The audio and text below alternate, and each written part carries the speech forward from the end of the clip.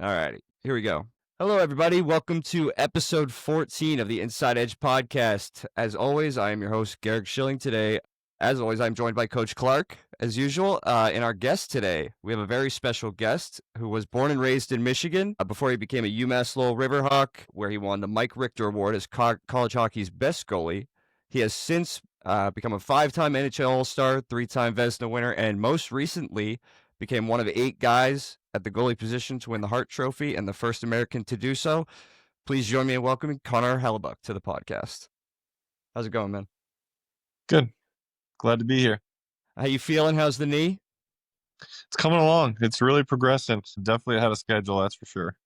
Awesome. That's good to hear. Welcome in, Dad. We have Curt Schilling as well joining us, my dad, for the second time. He also wanted to ask some questions, but I just had some general ones off the top, Connor. First of all, I read a little bit about your upbringing. I know that you used to mimic goalies in front of the TV as a young kid, so I think the when did you fall in love with hockey question has probably been asked more than once. But I wanted to know, was it more your brother that played hockey or your dad, or a mix mash of like your entire family just being into sports that made you fall in love with it specifically? Yeah, that one's hard to say because my dad never played. He was a race car driver, actually. My whole family was like into hockey, but my dad himself, he was racing cars and he played a little bit of high school basketball. So, but where the hockey came from our immediate family, it had to have been from our family get together. Thinking about it in the past, as we have this thing called Hellebuyck's hockey, where the whole family get together for a little reunion. We all play street hockey, and that's been running for 30, I want to say 36 years now. Wow. That we've been doing that. So That's awesome. yeah, I mean that's got to be where it all started, and then just watching games, and we were growing up during the Red Wings, prime time when they were winning cups and winning tons of games, and the hype around them was huge. So that definitely helped. And then I just grew liking the goalie with my older brother always shooting on me. Yeah, that'll definitely do it. That's actually how I got to know Coach, was through my little brother who worked with him. I wanted to know how did you get to know Coach Clark? Yeah, I met him when I was in juniors for Odessa. They had just moved over from the CHL, which is I think the Central Hockey League at the time. Double A, yeah. Yeah, and I mean they were professional in all the means, except now they have junior kids, so a whole new world for them. And coming into it, a whole new world for me because I've never even experienced anything like that, and I didn't really even know my next step except trying to do whatever is next. When I got to the NA, it was more. It wasn't the this is the path you have to take. This was the I figured something out. I'm gonna go this direction. My brother tried to make it there, and he didn't. He was unsuccessful in trying to make it, but that kind of paved the way for me. Like, okay, this is the next step. So this is what's next. I didn't know anything going into it except trying to make that team. So that's where I got to meet him, and I was really lucky and fortunate because we made some huge strides that year. He was, I think, fortunate enough to donate some of your time. I don't know if they were officially giving you the role of goalie coach. No, I mean, I was a GM, so I could do whatever I want. And the coaching staff, Paul Gillis, Matt Cressman, they were not goalie people. They didn't like goalies. They didn't. I remember you told me one time it was right around the New Year's, and we were on the ice, and you came up to me. Or it might have been off ice. He goes, hey, Coach Gillis actually spoke to me today, and like for the first time ever, right? And I said, Yeah. what'd he say? And he goes, well, he told me quit being a doofus or something like that. I don't know. But he, like, those coaches didn't, there are types of coaches out there that don't want anything to do with goalies. And those two would probably qualify. Great guys, but they didn't want anything to do. So they said, hey, would you mind jumping on the ice? And I did it with the pro guys too. We were the Islanders affiliate in the Central League. So we had guys rolling in, rolling out. But I had worked with goalies, the minor league guys, for a number of years. So that's just kind of a bonus for the team more than anything else. I just wanted to get a little background because I've heard it from Coach before. So I just wanted to know what your perspective on meeting him was like. I was reading before about, because 37 is a peculiar number. You don't see a lot of goalies that wear 37. And I discovered there was a very cool story behind it. Allegedly, I don't know if this is true or not, because Coach said it might be because of a different goalie, but I read that somewhere it was about Dan Snyder, which was a story I'd never personally heard of before. Being a hockey fan, only around 2008-9 was when I started watching, so it was a little before my time. But I don't know if you wanted to elaborate on that story or the number 37. Yeah, actually, it's behind Old Kolzig. That's what Coach said.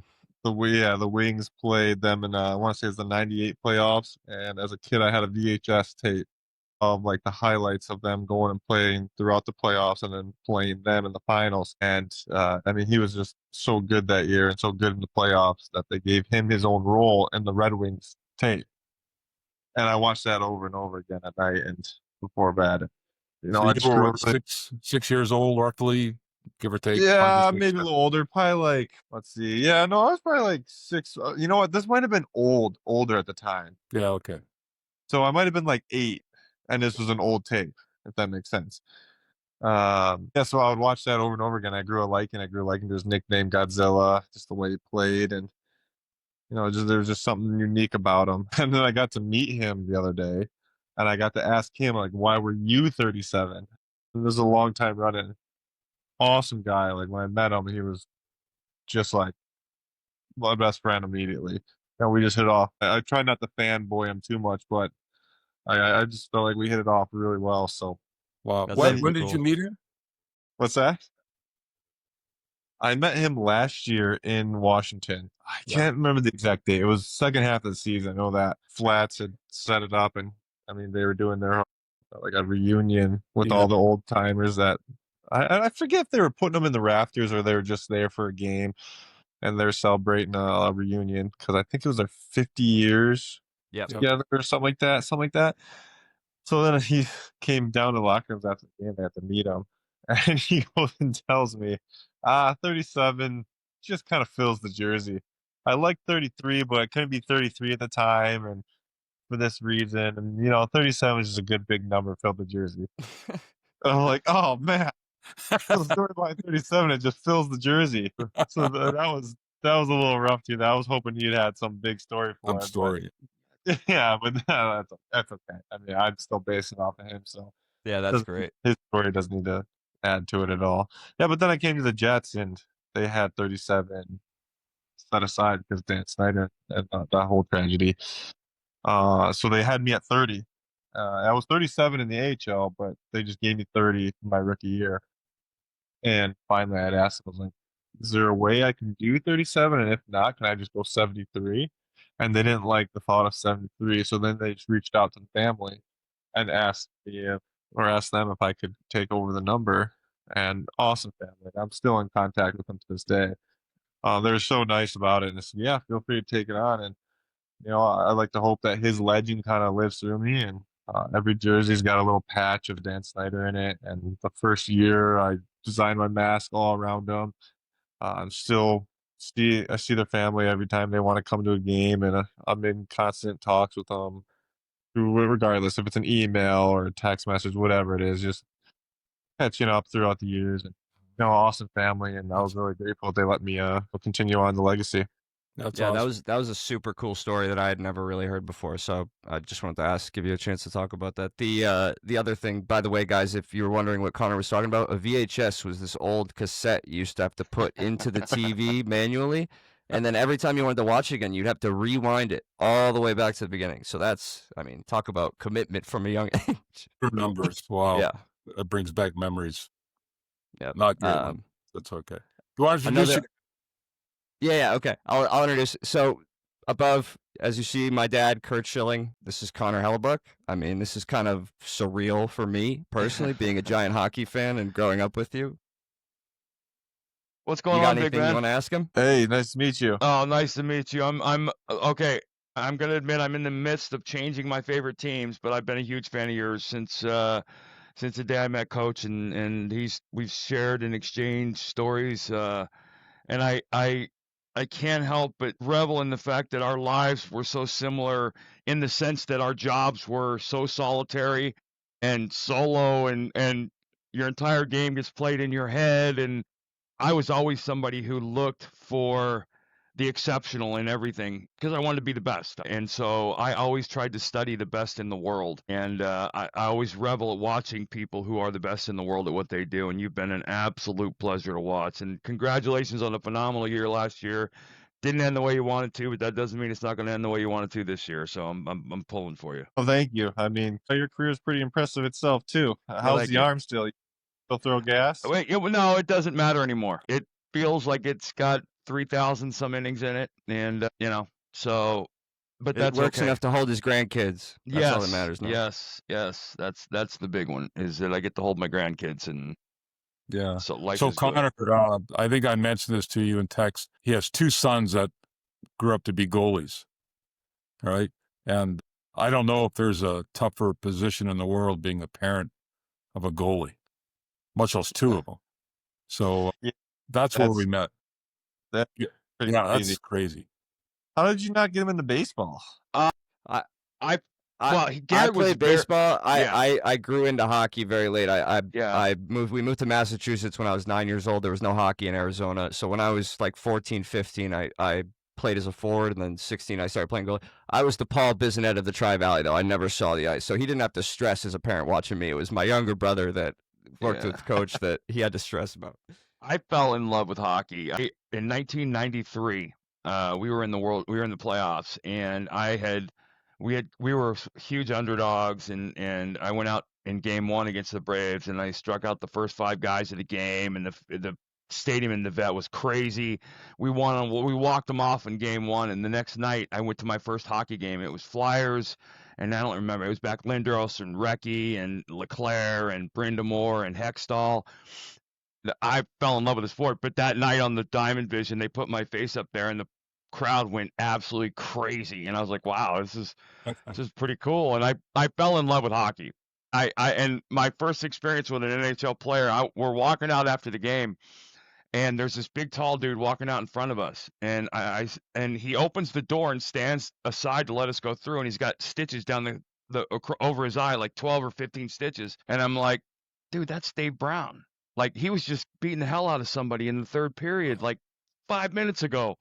And he was just like the most polite guy I've ever met in my life. And I'm like, okay, that doesn't make sense. And I fell in love with the sport. And I pushed my kids to compete. I didn't care what it was, but I built a hockey rink at the house when my kids were in high school. And so they had pickup games every day. And I loved the mentality of a goalie. I mean, and I've said, and I told Coach this, I wouldn't change my life for anything. I've been blessed beyond belief, but if I could go back and do it differently and play another sport, I would have been a goalie in the NHL.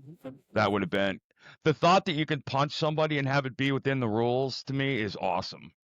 And and I know, Connor, that and it's not a selfish thing, because it as a pitcher, if I do my job, we're going to win for the most part. Right? As a goalie, if you do your job, you're probably going to win. Now, you're depending on your defenseman, just like I am, but I like that responsibility. I like that, and it's funny because I'm wondering if this is the same for you. I tried to explain to people the draw and the allure of it, in addition to everything else. And I always tell them it's the 15 minutes after a win when I'm standing in the locker room and I'm looking around and I did my job, and everybody knows I did my job, and I'm like, that's the rush. And then that goes away because now Saturday I've got the Blue Jays. So I have to start thinking about that next game. It's very quick. Yeah. I mean, for me, it's the good wins, they feel great, but what really sinks in is when I know I just played my best. Nope. Like, it doesn't matter what Nope. the result was, but I just went and left it out there. Like, I played my game to a T, technically, physically, mentally. When I'm in that zone and I'm moving well, I mean, you could give up 5 bad bounce goals, not be your fault at all, and play a perfect game. That's hockey. Yeah. Luck happens. Sometimes you get unlucky. Yeah, coming out of a game and feeling like I just did everything perfectly, that's the rush that I enjoy. And I always thought it was a monumental part of a step in my career. When I was young, there was no more miserable days than the days between a loss and my next start. I was miserable because I'm not like a hitter. I don't get to go back out there and get 4 bats the next day. Those were miserable days. And as I got older, one of the things I realized was, as long as we win, when I come off the ice, it's all good. Because I'm going to have nights where I'm not good and we win. And I'm going to have nights when I'm really good and we don't win. But it once it got to just the wins and losses, I don't want to say it became easier, but the mental part of it became less stressful. Yeah, no, definitely. I'm to the point where I don't let wins and losses even sit in my mind. It's not result. You got to take the results out of it. Too much goes into the way you feel based on the results. And if you want to play your best, you have to be the most confident, right? And if you let bad results affect your confidence, well, then more bad results are going to happen. Yep. Why are you basing your game off results that, like I just said, could just be an unlucky game? I just base everything off of what I watch in videos. Like, did I feel good? Was I mentally on it? Did I play technically the way I wanted to? And if I feel like all those, well, so be it. Yeah. Whatever happened, happened. Well, there's a And then, closer's mentality, right? I mean, because the only Yeah. way Monday bothers Tuesday is if you let it, right? Yeah. Monday has no effect on any day of the week unless you bring it with you. And it used to be, I don't know how you guys do it, but it used to, when I was young and I'd warm up, my warm-ups had everything to do with my state of mind going into the game. And I had a game one night where I warmed up and I was Koufax. Dude, I had all 5 of my pitches.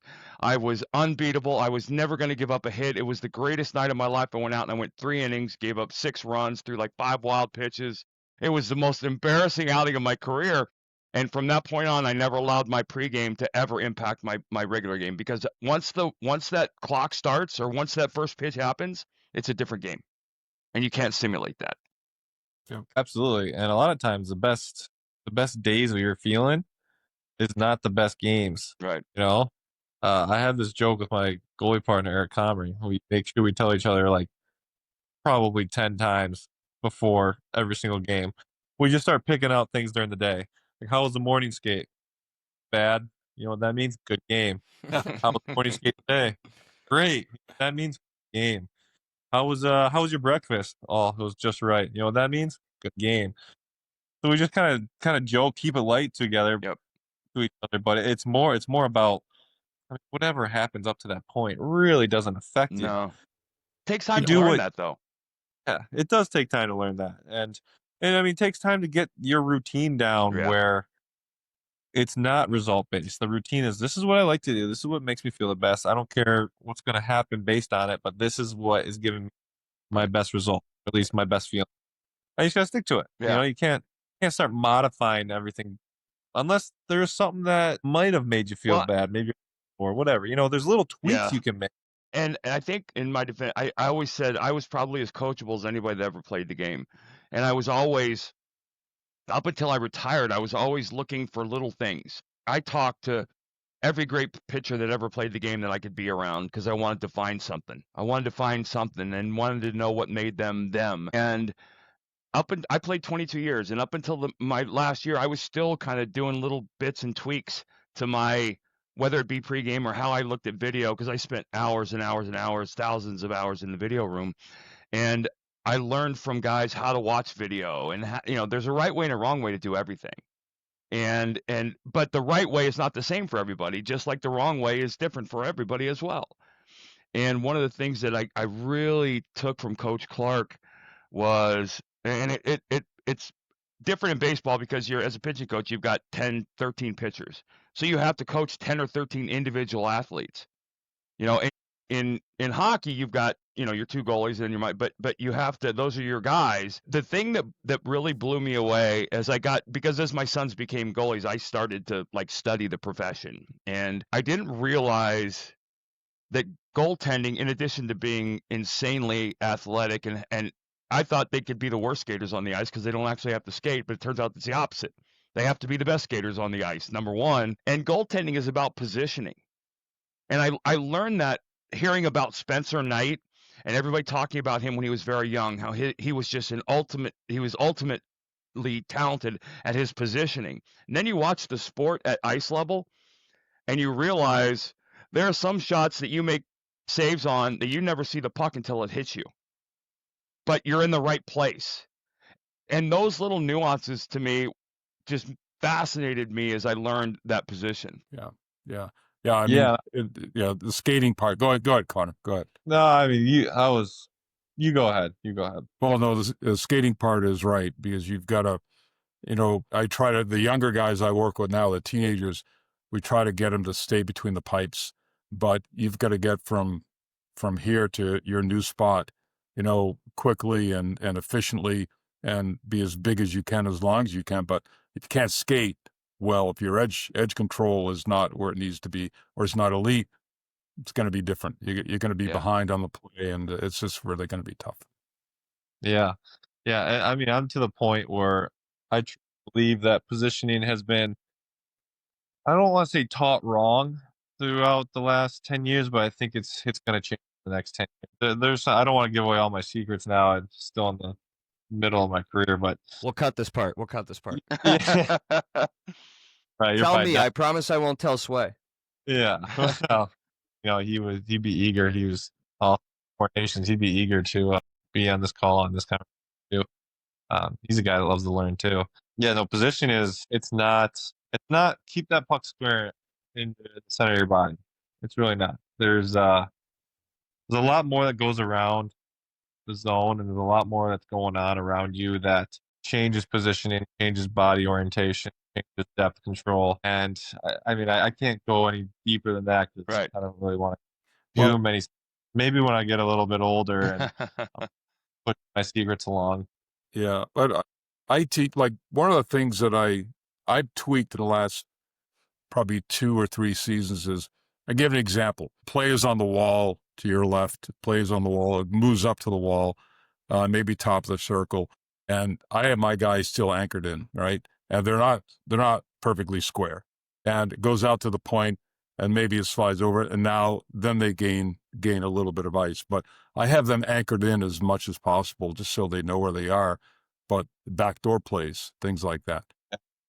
But it's something that I never worked with you on that, right? So as you go along, you learn a little bit, and learn what's more efficient. Well, the game's kind of changed over the last 10 years. When I first came into the league, it was different than what it is now. It was trending this way, but what it is now is a very heightened level of what it was back then. And that's the thing with goaltending. Like, you have to continue to adapt and figure out the new positioning, the new techniques, the new technical skill of it all. That being said, like, you really do got to be good at your feet. And I think the misconception is you can make a save with your body without seeing it, when really you can make a save with your eyes without your body being there is more important. If that makes any sense to you guys. Yeah. As in, if you can see it, you can get something in the way. Obviously, distance to the goal is a big factor there, but for me, I'm always telling you better look before you move, because if you move before you look, that brings an error. Yeah. That brings error because you don't know exactly what that movement should be, and where that position should be, and where that depth control should be. Where if you look, now all those just become immediate. All those decisions become immediate, and then first off, you can make the save because your eyes are on it, and you know if the guy's even shooting or where is he shooting. And it brings in the thought of a little bit of a baiting. I'm sure you probably know this as a pitcher too. You got to bait a guy a little bit, because then he doesn't try to be perfect. Always a perfect shot. Perfect shot's a perfect shot. Try to bait him to not make a perfect shot. You want to avoid the guy hitting the great pitch. I make a mistake and you get it, I get it. But when I make a great pitch and you hit it, that's a problem for me. And I can do things to avoid that outcome prior to that pitch. And that goes back to video and preparation for me, because hitters are stupid and they do things one-dimensional, and you can exploit their holes. And so, listen, I could do this for hours. I don't want to interrupt, but I did want to say hello, Connor. Huge fan. Get healthy. I know you're down right now. Get healthy quick, and I'll be following and pulling, and wish you nothing but the best. Coach, love you. Love you too. You be good, buddy. Take care, Thanks, bud. Dad. Yep. See you.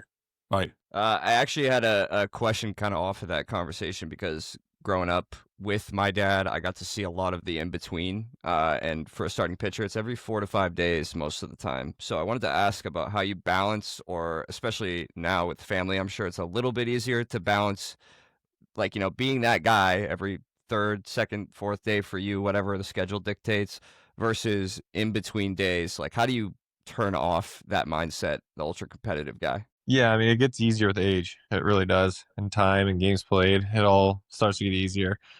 Then you have a family, and then it's really easy to come home and just not think about hockey at all. Yeah. You turn it off, and you're now a dad. Yep. It's great. It's great.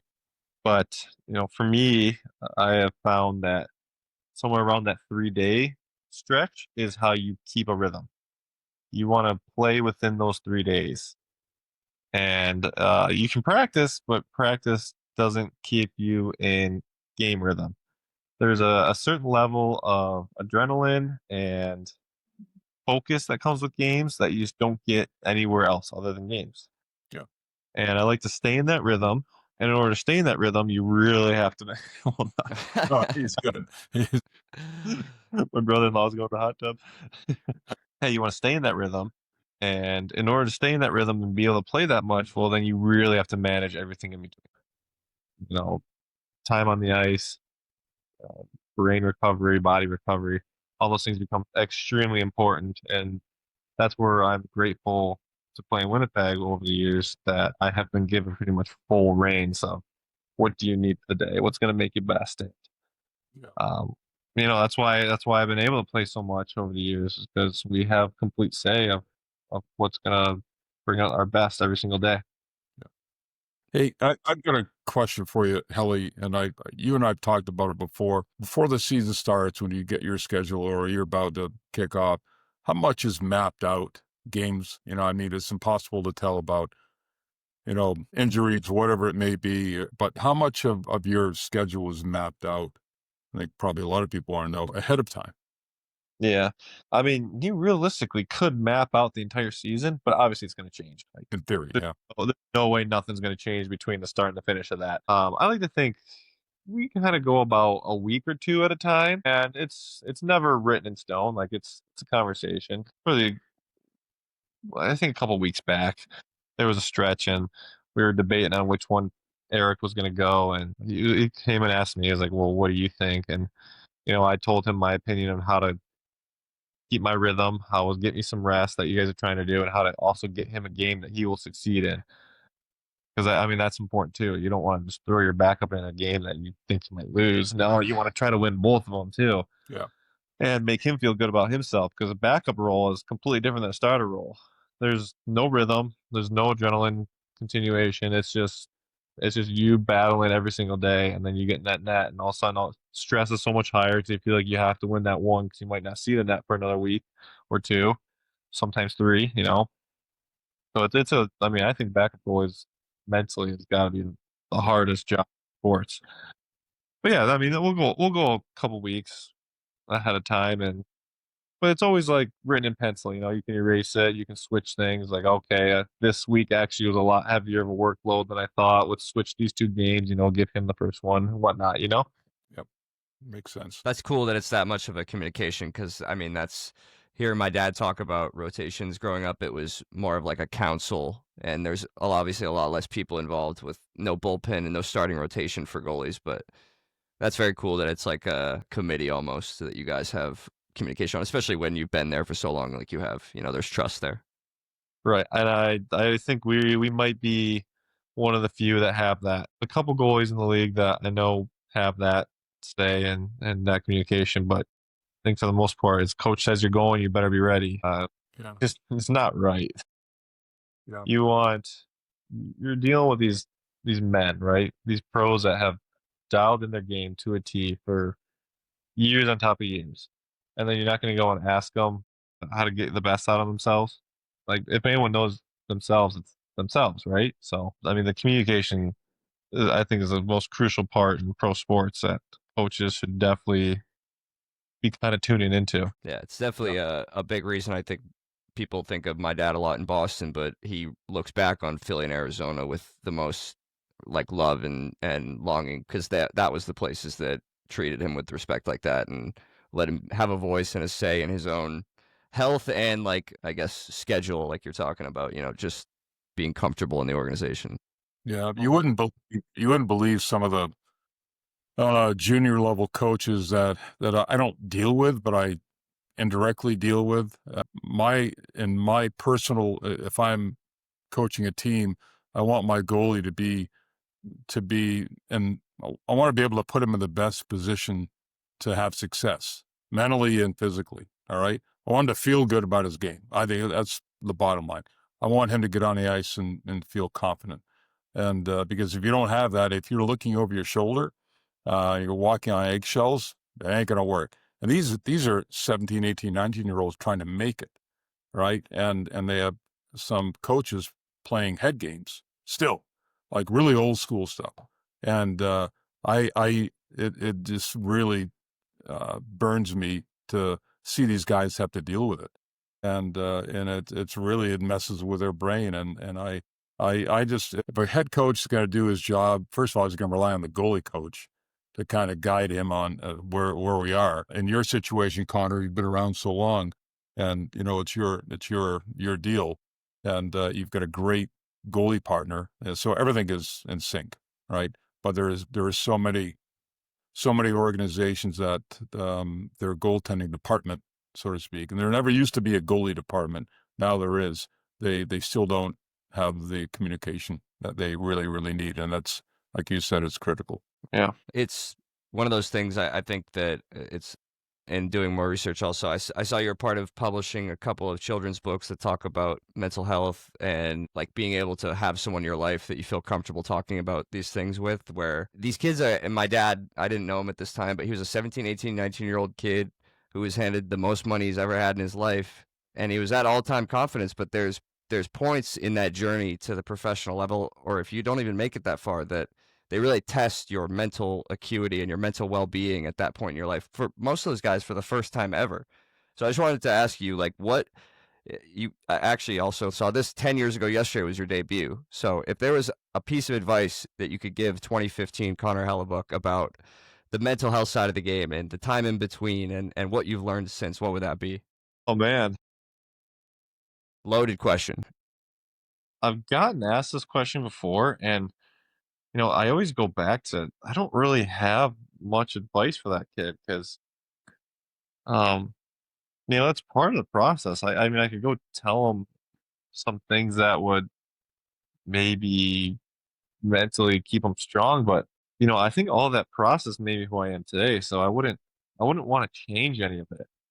I mean, my rookie year that was really tough. I kept getting pulled, and me and Joe had so many conversations about just how that year was going mentally. And I'd like to think that's kind of helped make me where I am today, but also at the time almost ruined me. Like that could have been it for me that year. That one year could have really closed my window. I was fortunate enough that it wasn't. But I don't really have much advice except just enjoy, like, even the downs. Like, don't live on the downs at all. I guess if I'm saying one thing, I'm saying don't live on the downs very long. You can feel down, which is fine. It's part of the learning process and the building, the character building, and the game development. But don't stay down there. Yeah, I think you mentioned. Go ahead, Coach. There's a part of that, and I don't know, Gary, if I mentioned this, but once a summer, Helly gets on a Zoom call with me and maybe 10 or so, 9 or 10 goalies, young guys, like, 17, 18 years old, some younger. And one of the guys brought up one of your comments the other day about you telling them, and I think that's hard. It's accurate, right? But you can't, it's hard to tell a kid when he's trying to make it, don't worry about stuff, right? So I think, to your point, Connor, they got to just experience everything, and that kind of molds who they are. But I think having someone around to talk to, like if you have a goalie coach, or that helps, of course, but eventually it's you right on. That's part of the experience. Of course, you're not able to go back and tell yourself things, but giving, I try to tell these kids that are trying to make it, and they're getting messed with, they're being told one thing by their junior coach, and another thing happens, they get lied to, whatever, the message is, don't worry about it, just go play and try to have fun.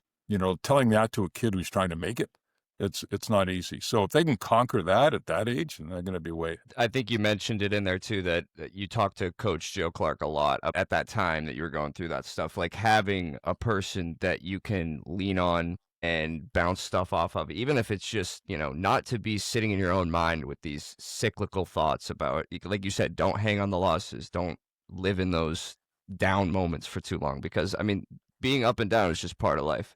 It's talking to people that you have trust for and that have the things that you want for your own life. Like for me personally, it's being a parent right now, like talking to other parents and realizing like, okay, it is okay. Like this is just part of the process. It's all part of the kid growing up, and these are the same paranoias and self-doubts that everyone goes through in this same position. So Yeah.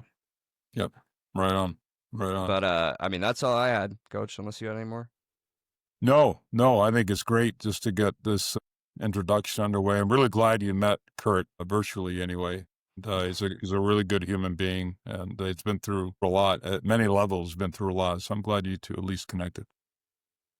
When you, I'm sure you're not traveling, but next time you guys are in Nashville, we'll have to make that meetup happen in person at some point. So yeah. Hey, when the team travels, Helly, like right now, well, you guys are home or on the road. I don't know. You go, are you with them or no? You stay? No, they're on the road right now. Yeah. Okay. All right. They're in Washington tonight. Is that right? Nashville tomorrow. No. Carolina. They played Washington. Yeah. Yep. Or not yesterday, 2 days ago, and what I said, Carolina tonight and Nashville tomorrow. Okay. The back to back. Yeah. All right. Look, buddy, thank you again. Appreciate your time and had fun doing this. Yeah, me too. No problem. Thanks, All right. Connor. All right. You guys have a good day. Take care. Bye-bye. How'd that go? And that was awesome. Bye. That does it for another episode of the Inside Edge podcast. I hope you guys enjoyed. Clearly, that is hopefully a part one. That was very fun and very insightful. That's the stuff that I personally nerd out about as a fan of the game. Obviously, I love watching hockey, but I love hearing guys talk about their craft in depth. And there was a point there where I thought I was going to get the key to save my Bruins, but he held out on us. So I'll wait until he retires to fix my team. Yeah, maybe we can have Connor. an Olympic version of this. Yeah. Yep. So Yep. Thanks for doing that, Coach. Thanks for setting that up. That was awesome. Yeah, my pleasure. Awesome. Good to see you again. I'll see you next week. All right. You take care.